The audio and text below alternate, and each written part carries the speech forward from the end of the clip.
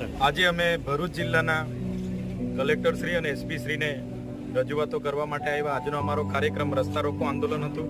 ત્યાંથી પોલીસ વિભાગના અધિકારી અમને અટકાયત કરીને અહીંયા લાવ્યા છે. ત્યારે ભરૂચ જિલ્લામાં છેલ્લા અનેક વખત આવેદનપત્ર પણ આપ્યા છે.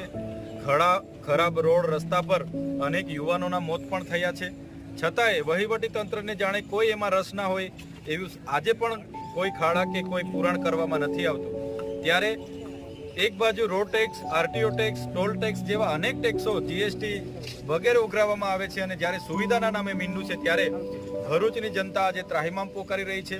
ત્યારે એ દહેજનો રોડ હોય, અંકલેશ્વર વાલિયા નેત્રંગનો રોડ હોય, ભરૂચ સ્ટેચ્યુ ઓફ યુનિટી ઝઘડિયાનો રોડ હોય, તમામ રોડોમાં દિન 7માં તાત્કાલિક ધોરણે ખાડા પૂરવામાં આવે અને રિફેસિંગ કરવામાં આવે એવી અમારી માંગણી છે.